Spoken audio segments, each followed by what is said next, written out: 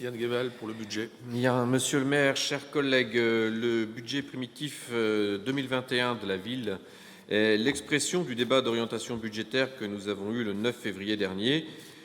Je vous avais présenté à cette occasion la stratégie financière de la ville pour cette année particulière, encore marquée par la crise sanitaire.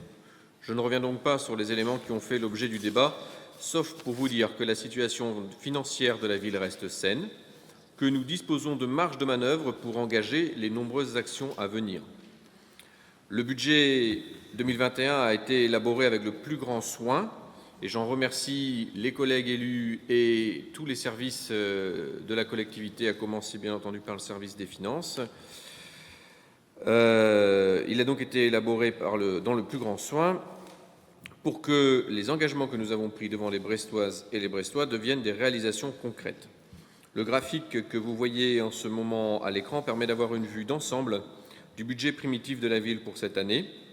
Comme vous le voyez, il s'élève à 165 millions d'euros. Il est en progression de 1,6% par rapport au budget de l'année dernière. J'ai eu l'occasion de le répéter à plusieurs reprises également. Il n'y aura pas d'austérité à Brest, et ce, malgré l'impact de la crise sanitaire sur les finances de la ville et, nous le verrons lundi, surtout sur les finances de la métropole. Ce budget traduit parfaitement cet engagement, nous le tenons. Les dépenses de fonctionnement s'élèvent à 136,8 millions d'euros. Elles sont en hausse de 2,2% par rapport au budget 2020, afin de renforcer le niveau et la qualité du service public, qui est plus que jamais essentiel. Les dépenses de fonctionnement permettent de financer des actions nouvelles, telles que la double aide apportée aux associations animant des équipements de quartier, celle pour les centres de loisirs, pour lesquels nous gardons la base de calcul des effectifs 2019, comme l'a évoqué notre collègue Éric Gallec. Je rappelle que pour les calculs des subventions aux centres de loisirs, on prend les effectifs de l'année passée. Si nous avions dû prendre les effectifs de l'année 2020, vous imaginez bien entendu la catastrophe. Les centres de loisirs ont été fermés une bonne partie de l'année. Donc nous gardons les effectifs 2019, et puis celle qu'Éric a évoquée tout à l'heure, les fameux 165 000 euros pour renforcer les dynamiques sociales dans les quartiers.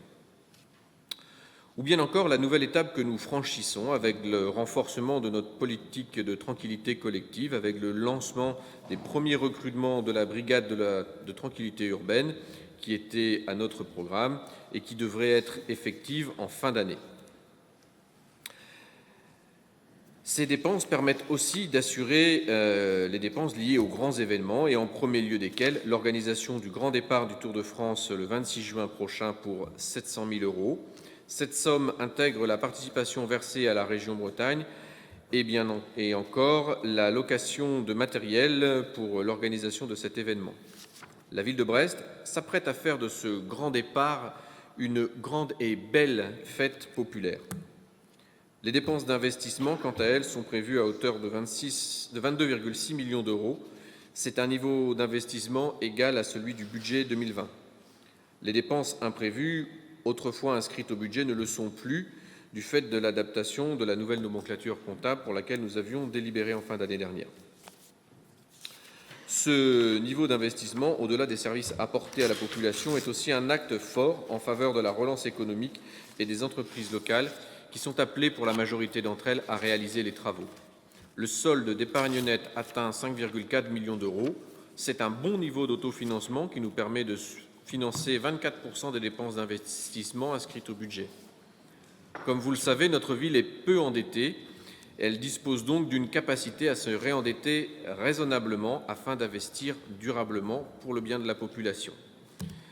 En effet, le stock de dette atteint 30,9 millions d'euros au 1er janvier 2021 en intégrant l'encours de dette dû à la SPL BMA en lien avec le marché de partenariat pour la rénovation énergétique des écoles.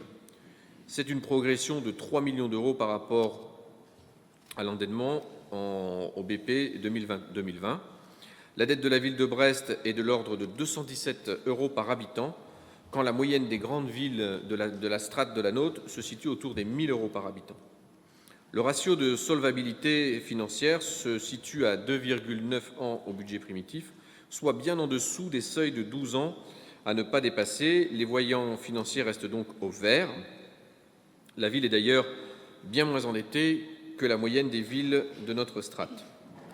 Compte tenu du remboursement du capital, 4,8 millions d'euros, le budget 2021 fait ressortir un endettement net prévisionnel à hauteur de 6,4 millions d'euros en intégrant l'emprunt reporté pour l'exercice 2020 qui était d'emprunt de 2 millions d'euros. Le niveau réel de désendettement par rapport au budget 2020. Comme vous le savez, la prévision du produit de fiscalité est marquée cette année par la suppression de la taxe d'habitation dont le produit résiduel est affecté dorénavant directement au budget de l'État. On ne dira jamais assez combien cette réforme est un coup porté à la décentralisation, tant elle restreint l'autonomie fiscale des collectivités locales. Et au risque de me répéter, ce n'est en rien une mesure sociale comme certains continuent à le prétendre, car elle bénéficie aux plus aisés, les plus modestes en étant depuis très longtemps exonérés, puisque c'est une mesure mise en place par un gouvernement de gauche, le gouvernement Jospin. Rocard, à mon avis. Rocard même. Ah oui, Jospin en 2000 qui avait augmenté le système. Un gouvernement qui fut soutenu en son temps par nombre de personnes dans les rangs de ce Conseil et d'autres. Des personnes d'ailleurs qui, pour certains, se vantent à grands coups de tribune d'avoir permuté de l'ancien au nouveau monde, allant même jusqu'à renier les anciens combats politiques, le temps où ils se réclamaient encore de gauche. Aucun élément de langage ne fera passer une régression pour un progrès. Et les régressions sociales auxquelles nous assistons maintenant depuis 4 ans montrent bien que, pour certaines personnes, leur boussole a perdu le nord. Pour compenser cette suppression de la taxe d'habitation, l'État octroie aux communes la part de foncier bâti qui était autrefois affectée au conseil départemental, moyennant un coefficient correcteur pour qu'il n'y ait pas de perdants et de gagnants de cette réforme. Par un jeu de vases communicants, l'ancienne compensation de la taxe d'habitation que la ville percevait en 2020 via les dotations de l'État intègre en fait le produit fiscal de la ville. Donc on a moins 6,6 millions du côté des dotations, mais plus 6,6 millions du côté de la fiscalité assise sur le foncier bâti. La fiscalité directe locale, à 87 millions d'euros, représente 59% des recettes réelles de fonctionnement. La taxe foncière sur le bâti et le non-bâti s'élevant à 85 millions d'euros, tandis que la taxe d'habitation sur la résidence secondaire représente un peu moins de 2 millions d'euros. Les autres recettes fiscales de la ville, impôts et taxes indirectes, représentent le trait du crayon, si l'on peut dire, c'est-à-dire 7,6% des recettes réelles de fonctionnement. Les dotations et compensations de l'État perçues par la ville représentent au total 33,9 millions d'euros, une forte réduction par rapport au BP 2020, mais il faut se référer à ce que je venais de vous dire tout à l'heure, c'est-à-dire le fameux jeu de vases communicants sur les compensations liées aux exonérations de taxes d'habitation. La dotation globale de fonctionnement, elle, devrait progresser de 1,4% avec essentiellement une croissance des dotations de péréquation, tandis que la dotation forfaitaire devrait, elle, être stabilisée. Enfin, les taux d'impôts locaux n'ont pas augmenté depuis 2010. À vrai dire, monsieur le maire, chers collègues, ils avaient même baissé en 2015 afin de neutraliser une augmentation nécessaire à la métropole. Nous pouvons donc parler d'une stabilité de la fiscalité pour la 11e année consécutive. Alors, quelques mots maintenant sur notre projet politique qui peut se mesurer à l'aune des choix de répartition du budget par politique publique. Brest est une ville hospitalière, une ville de partage, une ville solidaire où tout le monde trouve facilement sa place. Trouve sa place grâce à la force du service public local, et ce, quelle que soit sa condition de richesse et quelle que soit sa condition de naissance.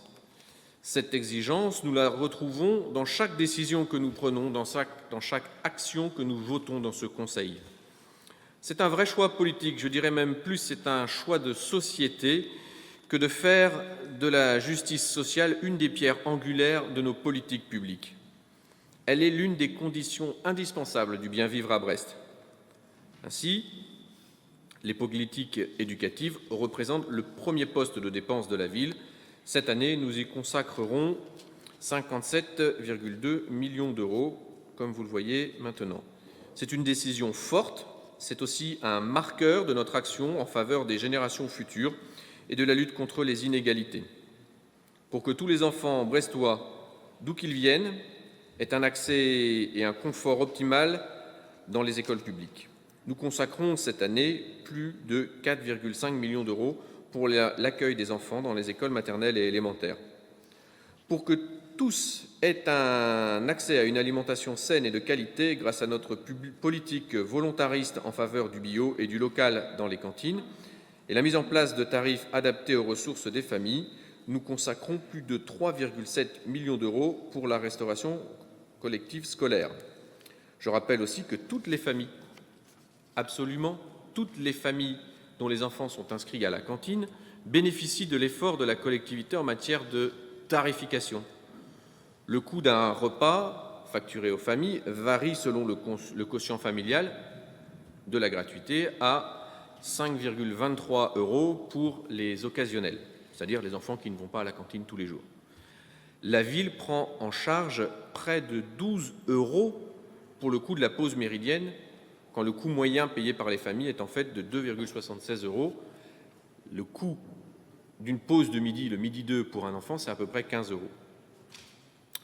Pour que tous les enfants bénéficient aussi de nombreuses actions éducatives, sportives et culturelles leur permettant de s'ouvrir au monde et d'en être demain les acteurs, nous consacrons plus de 1,2 million d'euros à l'animation des temps périscolaires et nous contribuons au fonctionnement et au projet des associations à hauteur de 6,2 millions d'euros en faveur des politiques éducatives. En matière d'investissement, nous mettrons cette année l'accent sur le renforcement de l'offre de services publics à la petite enfance, grâce notamment à la reconstruction et l'agrandissement de la crèche municipale de l'Europe et à des budgets alloués à la rénovation des crèches municipales et associatives. Nous achèverons la première phase de notre plan ambitieux de rénovation énergétique des écoles publiques en y consacrant pour 2021 plus de 3,2 millions d'euros. Nous consacrerons également plus de 1 million d'euros à la rénovation des équipements socioculturels et des locaux associatifs en lien avec les associations d'éducation populaire. Ce sont là quelques illustrations qui traduisent l'engagement de notre équipe municipale en faveur des générations futures. Bien entendu, nous n'oublions pas la culture, ça a été longuement rappelé par tous les collègues en début de conseil. C'est un véritable pilier de notre action municipale. Nous y consacrerons cette année 11% du budget. Alors, monsieur le maire, vous l'avez dit hier au jury de la capitale française de la culture, notre engagement pour la culture se nourrit d'un engagement premier, celui de la transmission. L'éducation artistique et culturelle est une réalité et à Brest, 100% des enfants scolarisés en primaire bénéficient d'une proposition artistique à l'école financée par la ville.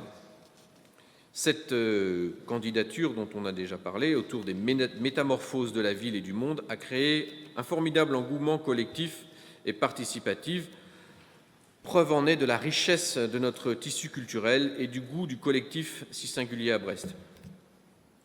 Nous attendons avec impatience l'annonce de la ville lauréate dans les prochains jours. La majorité municipale a toujours mis un point d'honneur à soutenir fortement les équipements culturels de la ville, à initier de nombreux événements sur l'espace public, si précieux pour le vivre ensemble, et à apporter un soutien conséquent aux acteurs et aux actrices qui font vivre la création et la diffusion de culture pour toutes et pour tous. Cette année, nous réaffirmons notre attachement et notre soutien sans faille à tous les acteurs culturels durement frappés par la crise et dont la volonté première est de pouvoir rouvrir la culture au plus grand nombre, comme nous l'avons déjà évoqué en ce début de conseil. Nous contribuerons en 2021 au fonctionnement et au projet des associations culturelles pour près de 2 millions d'euros. Nous consacrerons près de 1 million d'euros pour tout le travail d'animation dans les quartiers. Concernant les investissements, la ville engagera en fin d'année un ambitieux chantier de construction du fourneau au Capucin avec un budget qui y sera consacré cette année de 3 millions d'euros. Cette année verra aussi le démarrage d'importants travaux menés par la ville pour l'École européenne supérieure d'art de Brest pour conforter son implantation au cœur de la ville en transformant l'ancienne bibliothèque Neptune pour les besoins des étudiantes et des étudiants de l'ESAB.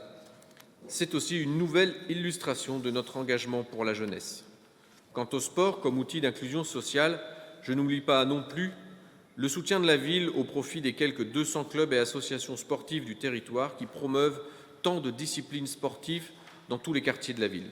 Nous consacrerons près de 1 million d'euros au soutien des associations sportives du territoire et nous porterons plusieurs investissements afin de renforcer la pratique du sport amateur et populaire en proximité des lieux d'habitation. Parmi ces investissements, je peux citer la poursuite du réaménagement global du Petit Kerzu, à hauteur de 500 000 € cette année, pour un total qui avoisinera à ce moment-là les 3 millions d'euros. 1 million d'euros consacrés aux travaux dans les stades et les gymnases, dont la réalisation de terrains synthétiques, ou encore la poursuite des travaux de rénovation du skatepark Kennedy, dont la fréquentation montre le succès de cet équipement. Enfin, la ville engagera également la reconstruction de la tribune Quimper du stade Francis Leblay, tribune emblématique de notre stade. Les gradins seront amovibles pour qu'ils puissent continuer à être utilisés dans une autre enceinte après le changement de stade voulu par le club. Chers collègues, vous le savez, la crise sanitaire et les mesures de confinement nous ont conduits à prendre des mesures importantes en faveur des plus démunis. Brest a été en première ligne en matière d'accompagnement social. Le choix que nous avons fait de renforcer les solidarités nous a amené à verser des subventions exceptionnelles à plusieurs reprises l'année dernière au CCAS. C'est dans cette continuité que la ville prend à nouveau toute sa part cette année pour accompagner les personnes qui en ont le plus besoin. 2021 est une année importante pour le renforcement des politiques de santé et d'action sociale. Nous consacrerons cette année 7,5 millions d'euros à ces politiques, en plus de la subvention versée au CCAS qui s'élève à 4,2 millions d'euros. 2 chantiers majeurs verront le jour.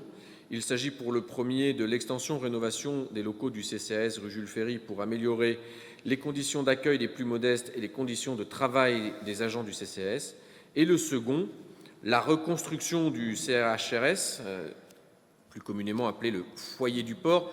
Quand je dis reconstruction, il s'agit de la construction d'un nouveau CHRS qui sera mixte, accessible aux personnes en situation de handicap, beaucoup plus adapté à l'image que l'on se fait aujourd'hui de l'accueil, de la qualité d'accueil dans un CHRS, et ça afin d'améliorer les réponses aux personnes en situation de très grande fragilité et de détresse sociale dans notre ville. L'ancien CHRS, une fois que le nouveau sera construit, a lui vocation à être démoli. Il est, pour celles et ceux qui ont eu l'occasion de le visiter, totalement hors d'âge.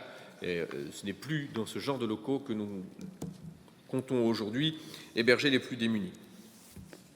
Ces solidarités renforcées, c'est aussi un engagement pour tous les jeunes, pour les accompagner dans cette période si difficile. Avec nos partenaires, avec Brest Métropole, nous sommes à leur côté. La ville consacre cette année plus d'1,4 million d'euros pour que les jeunes puissent vivre pleinement leur jeunesse et accomplir leurs projets. Enfin, un mot pour terminer sur notre engagement en faveur du tissu associatif qui maille l'ensemble de notre territoire. Nous savons que les acteurs associatifs sont une véritable richesse pour le vivre ensemble brestois. Et je me souviens d'un mot d'un directeur général adjoint de notre collectivité qui m'avait dit un jour « Ah, Brest et les associations ». Voilà, les associations reflètent notre volonté de faire des politiques éducatives, sportives et culturelles les axes majeurs de notre intervention publique. Et nous le verrons encore aujourd'hui avec les nombreuses délibérations qui illustrent parfaitement cette volonté. Les subventions versées aux associations conventionnées atteignent 12,2 millions d'euros en progression par rapport au BP 2020. Je salue en notre nom à toutes et tous les Brestoises et les Brestois qui continuent de s'engager dans ces associations pour faire vivre de nombreux projets collectifs de solidarité, des projets sportifs, des projets d'éducation populaire, des projets culturels. Voilà, mes chers collègues, les éléments que je viens de vous présenter reflètent des axes importants de nos politiques publiques. Il y aurait encore beaucoup de choses à dire, d'autres politiques à présenter, mais nous aurons d'autres occasions de le faire dans ces lieux. Ce que je pourrais vous dire pour conclure, c'est que ce budget 2021 est à la hauteur de l'attention que nous portons aux Brestoises et aux Brestois, un budget qui vise à améliorer tous les aspects de la vie quotidienne pour faire de Brest une ville toujours plus agréable à vivre.